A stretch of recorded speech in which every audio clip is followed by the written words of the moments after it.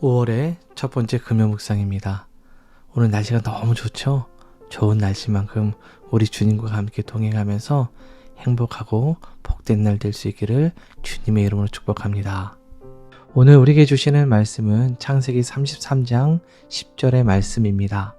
야곱이 이르되 그렇지 아니하니이다. 내가 형님의 눈앞에서 은혜를 입었사오면 청하건대 내 손에서 이 예물을 받으소서. 내가 형님의 얼굴을 배운즉 하나님의 얼굴을 본 것 같사오며 형님도 나를 기뻐하심이니이다. 우리가 이민 생활을 하다 보면 가장 무서운 게 사람일 때가 있죠. 좁은 한인 사회에서 마음 상하는 일이 생기면 마트에 장을 보러 가는 것도 스트레스가 돼요. 멀리서 나랑 불편한 사람의 차 모델만 보여도 가슴이 덜컥 내려앉고 길을 피하게 되죠. 그 사람의 얼굴은 우리 자신에게 두려움이 돼요. 그런데 오늘 본문에서 야곱은 이런 고백을 해요.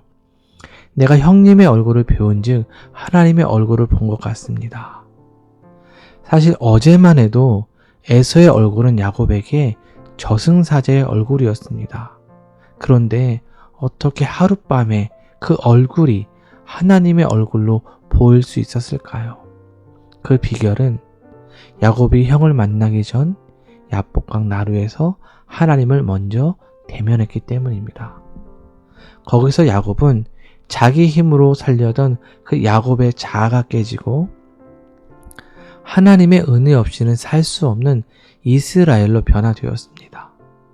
내가 하나님께 조건 없이 용서받고 수용되었다는 그 압도적인 은혜가 야곱 눈에 쓰여있던 두려움의 커플을 벗겨낸 것이지요. 내가 하나님과 화목해지니 비로소 형제가 미워해야 할 대상이 아니라 함께 은혜를 누려야 할 하나님의 형상으로 보이기 시작한 겁니다. 이 원리는 신약에서 예수님이 말씀하신 것과 같은 맥이 있어요.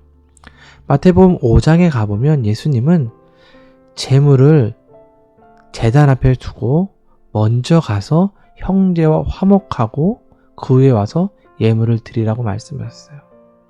하나님께 드리는 예배와 형제와의 화해는 별개의 문제가 아니라는 것이죠.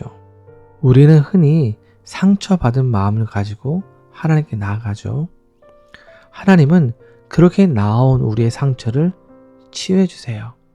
그런데 여기서 우리가 잊지 말아야 되는 것이 있습니다. 관계 속에서 받은 상처는 하나님 앞에서 화해로 증명되어야 한다는 거예요. 십자가는 하나님과 우리 사이의 수직적인 화해를 넘어서 사람과 사람 사이의 수평적 화해를 완성하는 능력입니다. 우리가 누군가를 용서하지 못하고 상처 속에 머물러 있다면 그것은 아직 십자가의 은혜가 내 삶을 온전히 통치하지 못하고 있는 것일 수도 있습니다. 사랑하는 여러분, 이민 생활의 그 척박한 광야에서 우리를 가장 괴롭히는 다툼과 상처를 이제는 십자가 앞으로 가져가야 합니다. 야곱이 형에게 건넨 예물은 단순한 뇌물이 아니라 내가 형님께 진 빚을 하나님의 은혜로 갚고 싶습니다라는 진심 어린 고백이었거든요. 오늘 우리가 하루를 살아가면서 이 말씀을 따라 해야 할 것은 내가 먼저 따뜻한 인사를 건네는 거예요. 내 자존심을 조금 내려놓고 안녕하세요, 헬로우, 이 인사가 바로 화해의 시작이고 예물이 되는 거죠. 내가 먼저 인사를 할 때에, 손 내밀어 안아줄 때에 나를 가로막고 있던 높은 담이 무너지고 상대방의 얼굴 속에서 나를 기다리고 계셨던 하나님의 미소를 발견하게 될 것입니다. 20년의 한을 누겼던 야곱과 에서의 그 화해가 오늘 여러분의 삶에 임하기를 간절히 축원드립니다. 기도합니다. 사랑의 하나님, 감사를 드립니다. 오늘 야곱의 고백을 통해 우리의 관계를 돌아봅니다.